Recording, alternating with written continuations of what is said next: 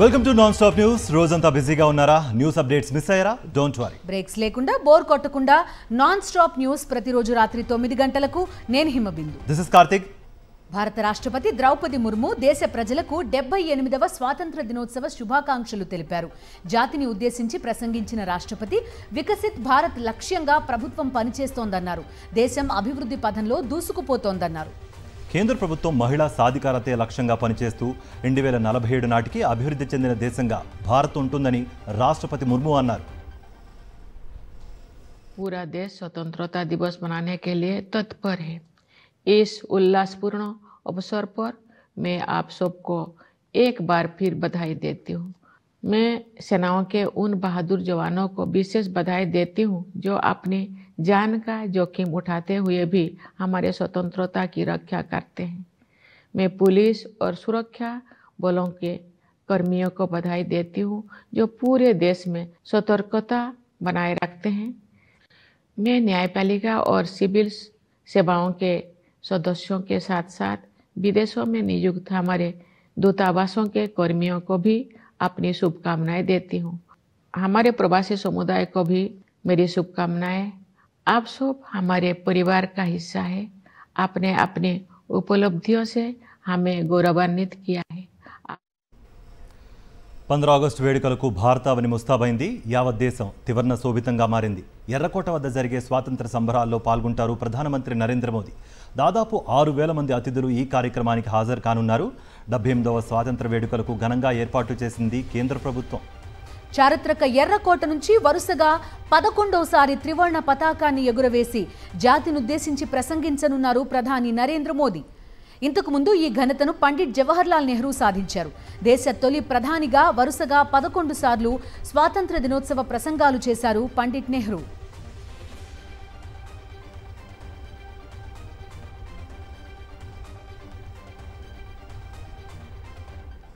స్వాతంత్ర దినోత్సవాన్ని పురస్కరించుకుని దేశవ్యాప్తంగా భద్రతను కట్టుదిట్టం చేశారు అధికారులు. ఢిల్లీలో హై అలర్ట్ ప్రకటించారు. స్వతంత్ర వేడుకలకు ఉగ్ర ముప్పు పొంచి ఉందన్న నిఘా వర్గాల హెచ్చరికలతో అధికారులు మరింత అప్రమత్తమయ్యారు. ఢిల్లీ ఎయిర్పోర్ట్ సహా సున్నిత ప్రదేశాల్లో విస్తృత స్థాయిలో తనిఖీలు నిర్వహిస్తున్నారు. దాదాపు 10,000 భద్రతా సిబ్బంది, 3,000 మంది ట్రాఫిక్ పోలీసులు విధుల్లో ఉన్నారు.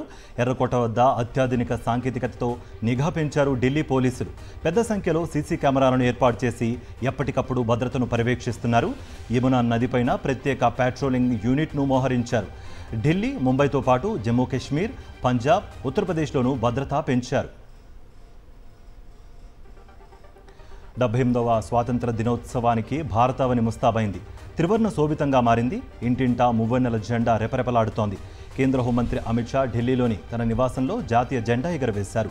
నిన్న అహ్మదాబాద్లో తిరంగా యాత్రలో ఆయన పాల్గొన్నారు. ప్రధాని మోదీ హర్ఘర్ తిరంగా పిలుపు మేరకు కేంద్ర మంత్రులు, బీజేపీ పాలిత రాష్ట్రాల ముఖ్యమంత్రులు, ప్రజాప్రతినిధులు తమ ఇళ్లపై త్రివర్ణ పతాకాన్ని ఎగురవేశారు. సాధారణ ప్రజలు సైతం ఈ జెండా ఉద్యమంలో ఉత్సాహంగా పాల్గొన్నారు.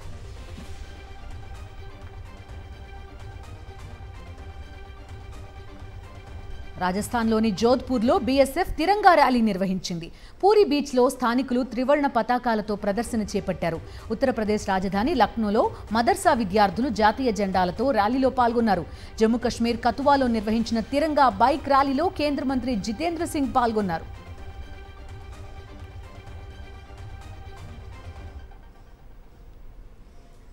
స్వాతంత్ర దినోత్సవం సందర్భంగా వైఎస్ఆర్ కాంగ్రెస్ పార్టీ కేంద్ర కార్యాలయం రంగురంగుల విద్యుత్ దీపాలతో ముస్తాబైంది. జాతీయ జెండా రంగులను పోలిన విద్యుత్ దీపాలతో పార్టీ కేంద్ర కార్యాలయాన్ని తీర్చిదిద్దారు. 3 రంగుల లైటింగ్ అందరినీ ఆకట్టుకుంటోంది. రేపు ఉదయం 9 గంటలకు కేంద్ర కార్యాలయంలో పార్టీ అధినేత వైఎస్ జగన్మోహన్ రెడ్డి జాతీయ జెండాను ఆవిష్కరించనున్నారు. ఈ సందర్భంగా కార్యాలయ సిబ్బంది పూర్తి స్థాయిలో ఏర్పాట్లు చేశారు. కార్యాలయ ఆవరణలోని చెట్లకు కూడా రంగురంగుల విద్యుత్ దీపాలను ఏర్పాటు చేయడంతో కొత్తదనం సంతరించుకుంది. రేపు ఉదయం జరిగే జాతీయ జెండా ఆవిష్కరణలో పార్టీ నాయకులు కూడా హాజరు కానున్నారు. విశాఖ స్థానిక సంస్థల ఎమ్మెల్సీ ఎన్నిక ఏకగ్రీవమైంది. స్వతంత్ర అభ్యర్థి షఫీ తన నామినేషన్ ఉపసంహరించుకోవడంతో ఎన్నిక ఏకగ్రీవమైంది. విశాఖ స్థానిక సంస్థల ఎన్నికల్లో వైఎస్ఆర్సీపీ అభ్యర్థి బొత్స సత్యనారాయణ ఏకగ్రీవంగా ఎన్నికయ్యారు. ఈ క్రమంలో రిటర్నింగ్ అధికారి ఎల్లుండి బొత్స పేరును అధికారికంగా ప్రకటించనున్నారు.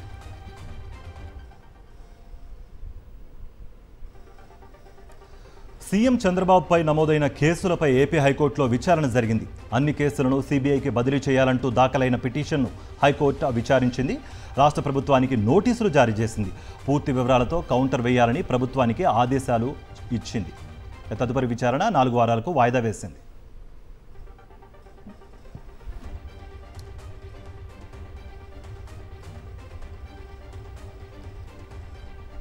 వైఎస్ఆర్సీపీ క్యాడర్ బలంగా కనిపించడంతో చంద్రబాబు భయపడ్డారన్నారు వైఎస్ జగన్మోహన్ రెడ్డి.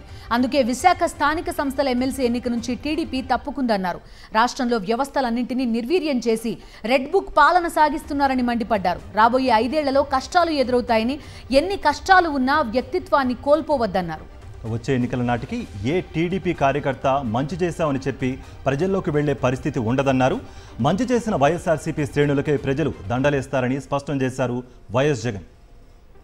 మనమంతా ఒక తాటి మీద గట్టిగా ఉందాం కాబట్టి, గట్టిగా నిలబడగలిగినాం కాబట్టి ఆయన కూడా మెడలు వంచక తప్పలేదు. ఈరోజు మెడలు వంచక తప్పలేదు. ధర్మం న్యాయం ఈరోజు గెలిచింది. మామూలుగా అయితే పోటీ పెట్టకూడదు. మనకు 600 చిల్లర ఓట్లు ఉన్నప్పుడు, వాళ్ళకు 200 చిల్లర ఓట్లు ఉన్నప్పుడు అసలు పోటీ పెట్టాలని ఆలోచన చేయడమే దుర్మార్గం. ఆలోచన చేయడమే ధర్మం కాదు. ఆలోచన చేయడమే ఒక అన్యాయం. ఎందుకనంటే నీకు సంఖ్యాబలం లేనప్పుడు నువ్వు ఎందుకు పోటీ పెడతా ఉండవు? అంటే మేము కొనేదానికోసమే కదా, ప్రలోభాలు పెట్టేదానికోసమే కదా. మన తప్పు కదా. అలా చేయడమే ధర్మం కాదు. కానీ అలాంటి మనిషి అలా చేయడం తన నైజం. ఆ మనిషి తను అదే మాదిరిగానే చేసినా కూడా వైఎస్ఆర్ కాంగ్రెస్ పార్టీ కార్యకర్తలందరూ కూడా, నాయకులందరూ కూడా ఒక తాటి మీద గట్టిగా విలువలకు, విశ్వసనీయతకు గట్టిగా నిలబడ్డారు కాబట్టి ఆయన తల వంచక తప్పలేదు. గవర్నెన్స్ అన్నది పూర్తిగా ఎక్కడికి పోయిందో తెలియడంలా. లా అండ్ ఆర్డర్ అయితే నేను చెప్పాల్సిన పనుల రెడ్ బుక్ పాలన సాగుతూ ఉంది. గ్రామ స్థాయిలో కక్షలను ప్రోత్సహించకూడదు అన్నది పక్కన పెట్టేసి గ్రామ స్థాయిలో ప్రోత్సహిస్తూ మీరు చేసుకోండి, వెనకాల పోలీసులను మేము చూసుకుంటాము అని చెప్పి రెడ్ బుక్ పాలనతో ఈరోజు లా అండ్ ఆర్డర్ను పనంగా పెట్టి ఈరోజు పాలన సాగిస్తూ ఉన్నారు. దిశ యాప్ ఏమైందో ఎవరికి తెలియడంలా. ఇంతకుముందు ఏ అక్క చెల్లెమ్మ ఆపదలో ఉన్నా కూడా దిశ యాప్ ఫోన్లో బటన్ నొక్కితే చాలు 10 నిమిషాల్లో పోలీసు వాళ్ళు వచ్చి ఆ అక్క చెల్లెమ్మకు తోడుగా ఉండే పరిస్థితి నుంచి ఆ దిశ యాప్ ఈరోజు ఏమైందో కూడా అర్థం కావడం. ఈ 5 ఏళ్ళు మన కష్టాలు ఉండవా అంటే ఉంటాయి. కష్టాలు ఏ స్థాయిలో పరాకాష్ఠకు పోవడం నేను చూశాను అని అంటే నన్నే 16 నెలలు జైల్లో పెట్టారు. అంత తీవ్రమైన కష్టాలు కూడా చూశా. కాబట్టి నేను ఎందుకు చెప్తా ఉన్నానంటే ఈ విషయం కష్టాలు లేకుండా ఉండవు. కానీ కష్టాలు వచ్చినప్పుడు మనం ఎలా ప్రవర్తిస్తూ ఉన్నాము, మన వ్యక్తిత్వం ఎలా ఉంది, మన క్యారెక్టర్ ఏమిటి అన్నది మాత్రం మనకు శ్రీరామ రక్షగా నిలబడుతుంది అన్నది మాత్రం ప్రతి ఒక్కరు గుర్తుపెట్టుకుని, మనం చేసిన మంచి ఎక్కడికి పోలేదు. వచ్చే 5 ఏళ్లలో ఏ తెలుగుదేశం పార్టీ కార్యకర్త కూడా ప్రజల్లోకి వెళ్ళి మేము పలాని మంచి చేశాము అని చెప్పుకునే పరిస్థితిలో ఏ తెలుగుదేశం పార్టీ కార్యకర్త ఉండడు. ఎందుకంటే వాళ్ళు చెప్పినటివన్నీ అబద్ధాలు, మోసాలే కాబట్టి ప్రజలు వాళ్ళ నిలదీసే కార్యక్రమమే జరుగుతుంది. అదే ప్రజలు మళ్ళీ మన వైఎస్ఆర్సీపీ కార్యకర్తలను వీళ్ళు మంచోళ్ళు, ఏ రోజు అబద్ధాలు చెప్పలా, ఏ రోజు మోసాలు చేయలా, చెప్పింది ఏదైనా కూడా చేసి చూపించారు, వీళ్ళు మంచోళ్ళు అని మళ్ళీ వైఎస్ఆర్ కాంగ్రెస్ పార్టీ కార్యకర్తలకు ప్రజలే దండలు వేసి మళ్ళీ మనం నా స్థానంలో కూర్చోబెట్టే పరిస్థితి కూడా ఖచ్చితంగా జరుగుతుంది. అన్నా క్యాంటీన్ల పేరుతో చంద్రబాబు ప్రభుత్వం అవినీతికి పాల్పడుతోందన్నారు మాజీ మంత్రి అంబటి రాంబాబు. అన్నా క్యాంటీన్లు రద్దీ ప్రాంతంలో ఉండాలి, కానీ చాలా చోట్ల అన్నా క్యాంటీన్లను ఊరికి దూరంగా ఉన్నాయన్నారు. అన్నా క్యాంటీన్ల నిర్మాణంలో అంచనాలు పెంచి 31 కోట్ల రూపాయలు దారి మళ్లించారని మండిపడ్డారు. ఇంటీరియర్ కోసం 18 కోట్ల రూపాయలు ఖర్చు చేసి అన్నా క్యాంటీన్లను టీడీపీ కార్యాలయాలుగా మార్చేశారని ఆగ్రహం వ్యక్తం చేశారు అంబటి రాంబాబు. అన్నా క్యాంటీన్లు అనేటువంటివి అవినీతి కూపాలుగా మారిపోయాయి ఆ రోజుల్లో. దీని మీద ఒక కమిటీ వేసి ఎంక్వైరీ చేసి ఆ కమిటీ ఇచ్చిన రిపోర్ట్ ప్రకారం నేను చదువుతా ఉన్నాను ఈ విషయాలన్నీ కూడా. అన్నా క్యాంటీన్లు ప్రారంభించే ముందు అన్నా క్యాంటీన్ల నిర్మాణంలో విపరీతమైన దోపిడీ కార్యక్రమం చేసి, డబ్బులు కాజేసే కార్యక్రమం చేసి తర్వాత అన్నా క్యాంటీన్లు ఓపెన్ చేశారు. ఏదో పార్టీ తరపున పెట్టినట్టుగా, చంద్రబాబు నాయుడు గారు సొంత డబ్బులతో పెట్టినట్టుగా లేదా నారాయణ గారు సొంత డబ్బులతో పెట్టినట్టుగా అన్నా క్యాంటీన్ల మీద మీరు చూసినట్టుగా అన్నా క్యాంటీన్లు ఒకసారి వాటిని పరిశీలన చేస్తే పచ్చలను గులిమేశారు పైనుంచి కింద దాకా. తెలుగుదేశం ఆఫీసు లాగా దాటి మీద కనిపిస్తూ ఉంది. ఢిల్లీలో జాతీయ ఎస్సీ కమిషన్ను వైఎస్ఆర్సీపీ నేతలు కలిసి ఫిర్యాదు చేశారు. విజయవాడ అంబేద్కర్ స్మృతివనంలో విధ్వంసంపై కమిషన్ చైర్మన్ కిషోర్ మక్వానా దృష్టికి తీసుకువెళ్లారు. ప్రభుత్వ ప్రోత్సాహంతోనే దాడి జరిగిందని వివరించారు నేతలు. ఘటనపై రాష్ట్ర ప్రభుత్వం పట్టించుకోవడం లేదని, ఎస్సీలపై జరుగుతున్న దాడులను వెంటనే చర్యలు తీసుకోవాలని విజ్ఞప్తి చేశారు. ఎస్సీ కమిషన్ జోక్యం చేసుకుని దర్యాప్తు చేయాలని విన్నవించారు. వైఎస్ఆర్సీపీ ప్రతినిధుల బృందంలో ఎంపీ గురుమూర్తి, మాజీ మంత్రులు ఆదిమూలపు సురేష్, మేరుగు నాగార్జున, మాజీ ఎంపీ నందిగం సురేష్ తదితరులు ఉన్నారు.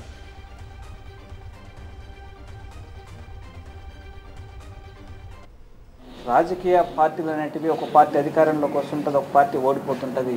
కానీ అంబేద్కర్ గారి యొక్క విగ్రహం, ఆ స్టాచ్యూ అనేది జాతీయ సంపద. దీని మీద ఏ ఒక్కరు కూడా అమానుషంగా ప్రవర్తించకూడదు, దాడి చేయకూడదని ఆయన కూడా గట్టిగా చెప్పడం జరిగింది. దీని మీద ఎస్సీ కమిషన్ ఖచ్చితంగా చర్యలు తీసుకుంటుంది. అలాగే విజిట్ చేసి పూర్వపరాలన్నీ పరిశీలించి చర్యలు తీసుకునే విధంగా ఉంటుంది అనేసి గౌరవ ఎస్సీ కమిషన్ చైర్మన్ గారు కిషోర్ మక్వానా గారు తెలియజేయడం జరిగింది. అబద్ధాలతో ఓట్లు దండుకుని అధికారంలోకి వచ్చిన చంద్రబాబు ప్రజలను మభ్యపెడుతూ కాలక్షేపం చేస్తున్నారని మాజీ ఎమ్మెల్యే రవీంద్రనాథ్ రెడ్డి విమర్శించారు. అధికారం చేపట్టిన 2 నెలలు కావస్తున్నా కూడా సూపర్ 6 పథకాలు ఇంకా అమలు కాలేదన్నారు. ప్రజలంతా పరిస్థితిని గమనించి కూటమి ప్రభుత్వాన్ని నిలదీయాలన్నారు. తన ఇమేజ్ని దెబ్బతీయడానికి ఈనాడు దుష్ప్రచారం చేస్తోందని న్యాయవాది శ్రీనివాస్ మండిపడ్డారు. గతంలో మార్గదర్శి అక్రమాలపై తాను పోరాటం చేసిన విషయాన్ని గుర్తు చేశారు. అందుకే తనపై కక్షగట్టి లబ్బిపేట మార్గదర్శి బ్రాంచ్ మేనేజర్ బండారు శ్రీనివాస్ తప్పుడు కథనాలు రాయిస్తున్నారని విమర్శించారు.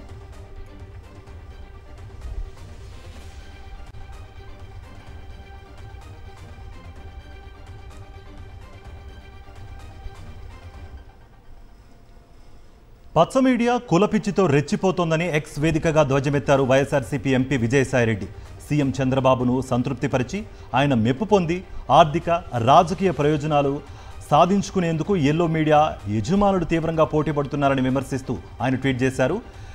నీతిబాహ్యమైన రీతిలో దుష్ట పన్నాగాలతో బరితెగించి వైఎస్ఆర్సీపీ నాయకులపై విషం చిమ్ముతూ అబద్ధాల రాతలు కూతలతో దాడికి పాల్పడుతున్నారని మండిపడ్డారు.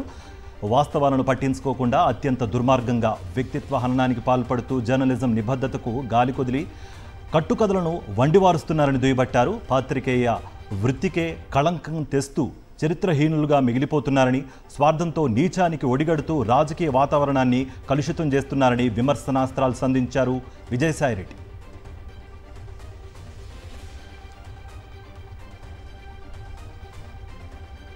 ఏపీ డిప్యూటీ సీఎం పవన్ జాతీయ పండుగలకు విడుదల చేసిన జీవో నంబర్ 450 ఒక డొల్ల జీవో అని విమర్శించారు వైఎస్ఆర్సీపీ నేత పోతిన మహేష్.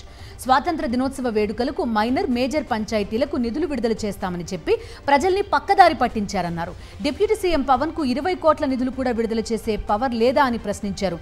దేశ భక్తుడిని అని చెప్పుకునే పవన్ కు ఇది సమంజసమా అన్నారు. ఎప్పుడు నిధులు పంచాయతీల ఖాతాల్లో జమ చేస్తారో స్పష్టంగా చెప్పాలని డిమాండ్ చేశారు పోతిన మహేష్. నిధులు లేని జీవోని జారీ చేశారు. ఒక ఆర్భాటపు ప్రచారానికి ఒక డొల్ల జీవోని జారీ చేసి ప్రజల్ని తప్పుదారి పట్టించేటువంటి ప్రకటన జారీ చేశారు పవన్ కళ్యాణ్ గారు. మీరు 20 కోట్ల రూపాయల నిధులు కూడా మంజూరు చేయలేనటువంటి పవర్ లేనటువంటి ముఖ్యమంత్రి గారా మీరు? పంచాయతీ జనరల్ ఫండ్స్ నుంచి భరించేలాగా మీరు కొత్తగా చెప్పేది ఏముంది? ప్రతి ఏడాది వేడుకల్ని జనరల్ ఫండ్స్ నుంచే చేస్తారు. ఎప్పుడు ఆ నిధులు మీరు ఆ గ్రామ పంచాయతీలకు పంపిస్తారో మీరు రాష్ట్ర ప్రజలకు సమాధానం చెప్పుకోవాలి. ఏపీలో సీనియర్ ఐపీఎస్లపై వివక్ష కొనసాగుతోంది. రాష్ట్రంలో కొత్తగా కూటమి ప్రభుత్వం ఏర్పడి 2 నెలలు అవుతున్నా వారికి మాత్రం ఇంకా పోస్టింగ్ ఇవ్వలేదు. దీంతో సర్కార్ తీరుపై సీనియర్ ఐపీఎస్లు ఆగ్రహం వ్యక్తం చేస్తున్నారు. గత వైఎస్ఆర్సీపీ ప్రభుత్వంలో పనిచేసిన ఐపీఎస్లకు పార్టీ రంగు పులిమి కక్ష సాధింపు చర్యలకు పాల్పడుతోంది. పోస్టింగ్ ఇవ్వకపోవడమే కాకుండా వారిని ప్రతిరోజు డీజీపీ ఆఫీసులోనే ఉండాలని ఆదేశాలు జారీ చేసింది. రోజు ఉదయం 10 గంటలకు డీజీపీ ఆఫీసులో హాజరు వేయించుకోవాలని ఆదేశించింది.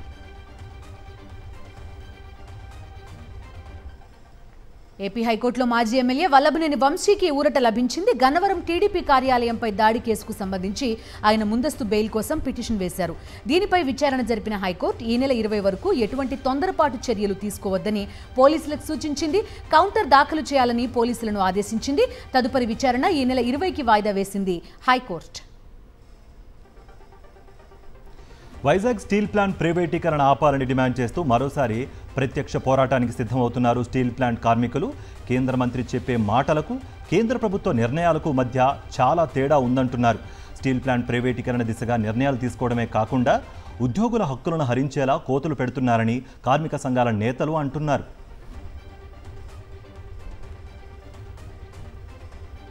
ఏపీ ప్రభుత్వానికి స్పెషాలిటీ హాస్పిటల్స్ అసోసియేషన్ అల్టిమేటం జారీ చేసింది. బకాయిలు చెల్లించకపోతే రేపటి నుంచి ఆరోగ్యశ్రీ సేవలు బంద్ చేస్తామని హెచ్చరించింది. బకాయిలు అడుగుతున్నందుకు తమను వేధింపులకు గురి చేస్తున్నారని హాస్పిటల్స్ అసోసియేషన్ నేతలు ఆగ్రహం వ్యక్తం చేశారు. ఆరోగ్యశ్రీ బకాయిలు అడిగినందుకు ఆసుపత్రులపై రైడ్స్ నిర్వహిస్తున్నారన్నారు. వారం వ్యవధిలో పలు ఆసుపత్రుల్లో తనిఖీల పేరుతో హడావిడి చేశారు అధికారులు. అనంతపురంలో చంద్ర, క్రాంతి, విజయవాడలో క్యాపిటల్, గుంటూరులో శ్రావణి ఆసుపత్రులు తనిఖీలు చేశారు. కేసులు నమోదు చేసి బెదిరింపులకు దిగుతున్నారని హాస్పిటల్స్ అసోసియేషన్ నేతలు వెల్లడించారు.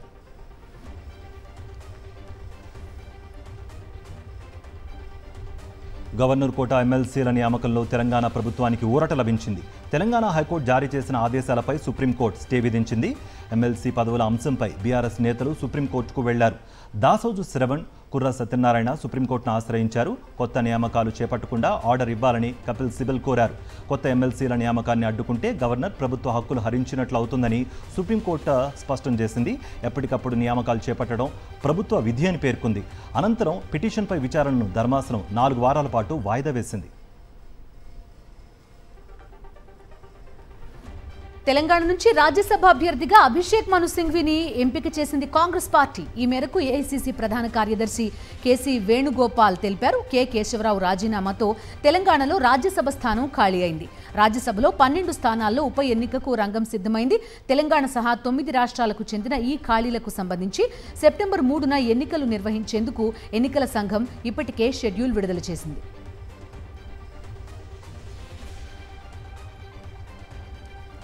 రేపు ఖమ్మం జిల్లా వైరాలో జరిగే బహిరంగ సభలో ముఖ్యమంత్రి రేవంత్ రెడ్డి 3వ విడత రుణమాఫీని ప్రారంభించనున్నారు. వెంటనే రైతుల ఖాతాల్లో నిధులు జమ చేయనున్నారు. రాష్ట్రంలో రుణమాఫీకి అర్హులైన రైతులు 32.5 లక్షల మంది ఉన్నారు. జూలై 15న జీవో జారీ చేసిన ప్రభుత్వం 3 రోజుల వ్యవధిలోనే తొలి విడత రుణమాఫీ పూర్తి చేసింది. జూలై 30న అసెంబ్లీ వేదికగా 2వ విడత రుణమాఫీ కార్యక్రమాన్ని అమలు చేసింది.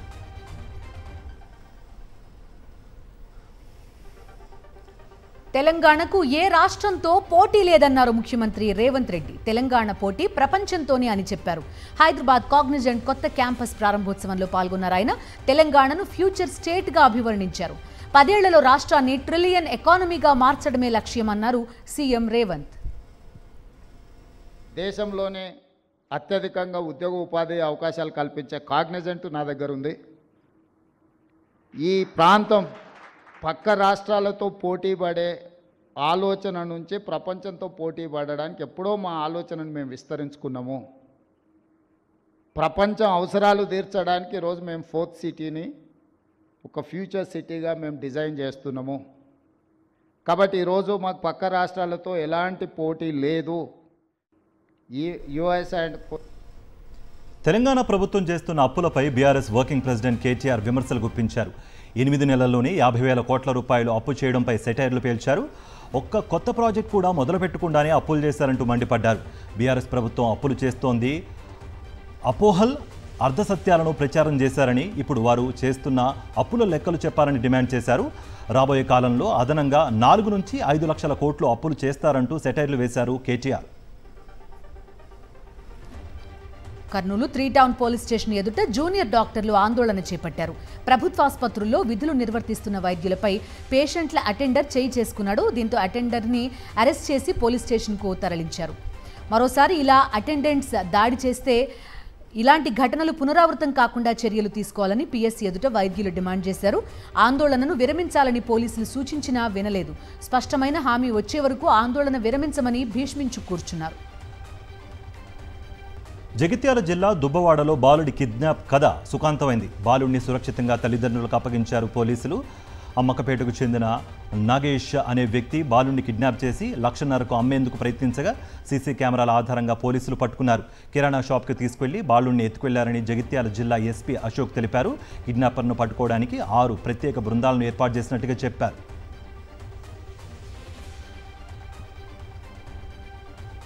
హైదరాబాద్ సిటీ పోలీసులు Hyderabad narcotic special team joint ఆపరేషన్లో పెద్ద మొత్తంలో డ్రగ్స్ పట్టుబడ్డాయి. డ్రగ్స్ సరఫరా చేస్తున్న అంతర్రాష్ట్ర ముఠాను అరెస్ట్ చేశారు.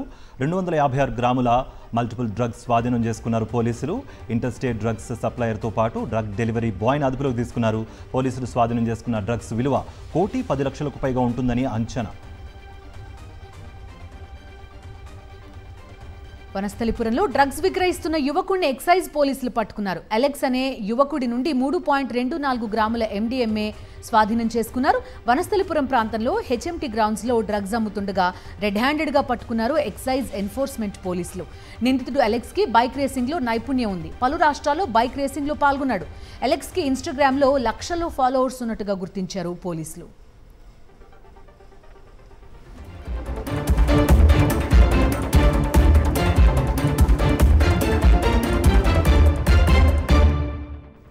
నేషనల్ అప్డేట్స్ చూద్దాం. స్వాతంత్ర దినోత్సవం తిహార్ జైల్లోనే జరుపుకోనున్నారు ఢిల్లీ ముఖ్యమంత్రి అరవింద్ కేజ్రీవాల్. సిబిఐ కేసులో ఆయన దాఖలు చేసిన బెయిల్ పిటిషన్పై విచారణ ఈ నెల 23వ తేదీకి వాయిదా పడింది. ఈడీ కేసులో ఇప్పటికే బెయిల్ పొందిన కేజ్రీవాల్ సిబిఐ కేసులో బెయిల్ కోసం సుప్రీంకోర్టును ఆశ్రయించారు. ఆయన తరపు ప్రముఖ లాయర్ అభిషేక్ మను సింఘ్వి వాదనలు వినిపించారు. కేజ్రీవాల్కు మధ్యంతర బెయిల్ మంజూరు చేయాలని కోరారు. పిటిషన్ను విచారించిన జస్టిస్ సూర్యకాంత్, జస్టిస్ ఉజ్జల్ భూయన్ ధర్మాసనం సిబిఐకి నోటీసులు జారీ చేసింది. తదుపరి విచారణను ఈ నెల 23కు వాయిదా వేసింది. బిజినెస్ అప్డేట్స్ చూద్దాం. దేశీయ స్టాక్ మార్కెట్ సూచీలు లాభాల్లో ముగిశాయి. అమెరికా ఎకనామిక్ డేటా పాజిటివ్గా రావడంతో ప్రపంచ మార్కెట్లలో కొంత సానుకూలత నెలకొంది. దేశీయంగా వెలువడిన రీటైల్, హోల్సేల్ ద్రవ్యోల్బణ గణాంకాలు పాజిటివ్గా నిలిచాయి. సెన్సెక్స్ ఉదయం 79,065.22 పాయింట్ల వద్ద ఫ్లాట్గా ప్రారంభమైంది. రోజంతా దాదాపు లాభాల్లోనే కొనసాగింది. చివరకు 149.85 పాయింట్ల లాభంతో 79,105.88 వద్ద ముగిసింది. నిఫ్టీ కేవలం 4 పాయింట్లు లాభపడి 24,143.75 వద్ద స్థిరపడింది. డాలర్తో రూపాయి మార్కం విలువ 83.80గా ఉంది. సెన్సెక్స్లో TCS, HCL technologies, tech Mahindra, Infosys, Mahindra and Mahindra షేర్లు ప్రధానంగా లాభపడ్డాయి. UltraTech cement, JSW steel, Tata steel, Adani ports, power grid corporation షేర్లు నష్టపోయాయి. అంతర్జాతీయ విపణిలో బ్రెంట్ క్రూడ్ ఆయిల్ ధర $80.95 ఉండగా బంగారం ధర మళ్లీ పుంజుకుని ఔన్స్ $2,512 ఎగువన ట్రేడ్ అవుతోంది.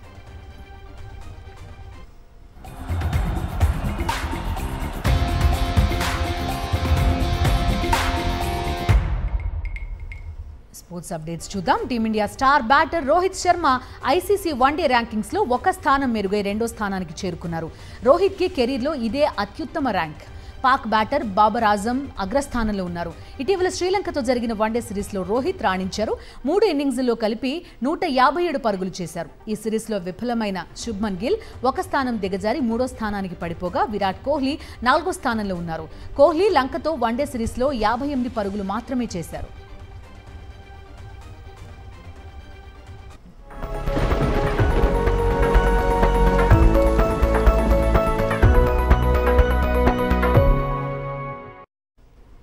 వెదర్ అప్డేట్స్ చూద్దాం. దేశవ్యాప్తంగా ప్రధాన నగరాల్లో ఇవాళ నమోదైన ఉష్ణోగ్రతల వివరాలు ఇప్పుడు చూద్దాం.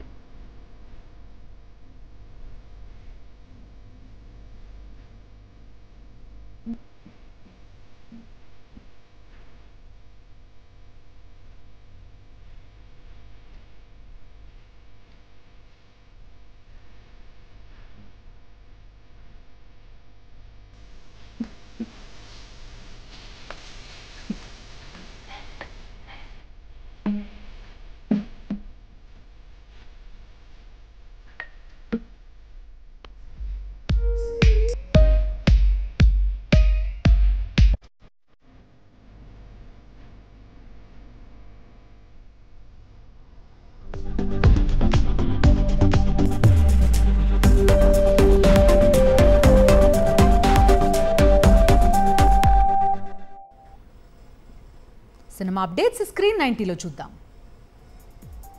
అనిల్ రావిపూడి వెంకటేష్ కాంబినేషన్ లో మరో సినిమా రూపొందుతోంది. ఈ మూవీ షూటింగ్ లోకి వెంకటేష్ జాయిన్ అయ్యాడు.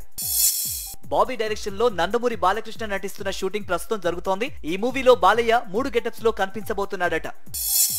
చిరంజీవి వశిష్ఠ కాంబినేషన్ లో విశ్వంబర మూవీ తెరకెక్కుతోంది. ఇక ఈ మూవీ టీజర్ మెగాస్టార్ పుట్టినరోజు సందర్భంగా విడుదల కాబోతుందట.